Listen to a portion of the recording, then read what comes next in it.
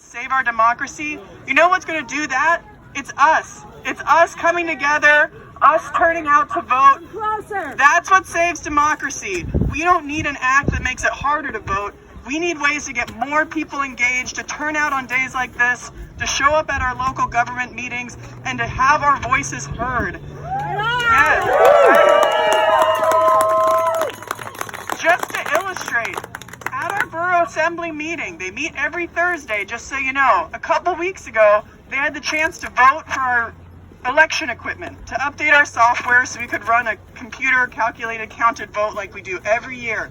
And you know what? Less than 20 people were in that room and said, we don't trust Dominion machines. So what did the Assembly do? They did not renew that contract. Now we don't have software to run our election in about 6 months. That makes me worried. That's the stuff we need to save ourselves from. And imagine if everybody here had been in that room a couple weeks ago and said, we want our votes to count, we want them to be counted accurately, and we want our local elections to be validly held. That's what we need to be having our government here. It's not a community of fear. It's not a community of conspiracy. It's where we support one another at the local level. That's what I want to see, where we are all singing together for our lives. Can we Thank you. Can we change that Dominion decision? You know, we have months still to renew a contract. I think if everyone in this gathering today showed up to the Assembly and said, bring forward a new contract, get that software together before the October election, something tells me they'd find a way. So we need to step up. You can call our Assembly members, you can see them at Fred Meyer, you can go to the meetings on Thursday. We need to get engaged. Oh, and I'm going to talk into this little thing now to make it even better. Always learning. We're all always learning.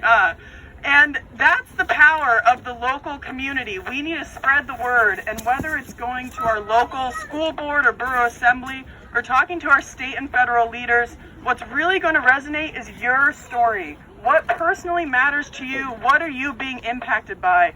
Whether it's you or your neighbor who fears speaking out may jeopardize their job, we need you to use your voice to share those stories. Dan Sullivan, who doesn't make his face publicly available.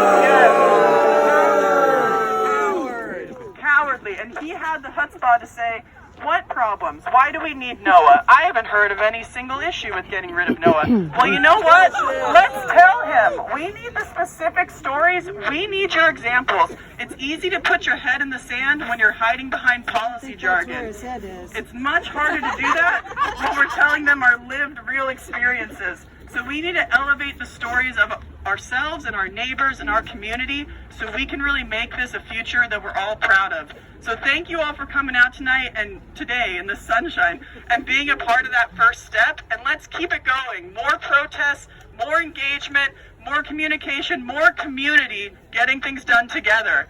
Thank you so much, everyone. And I'll pass it to the next one.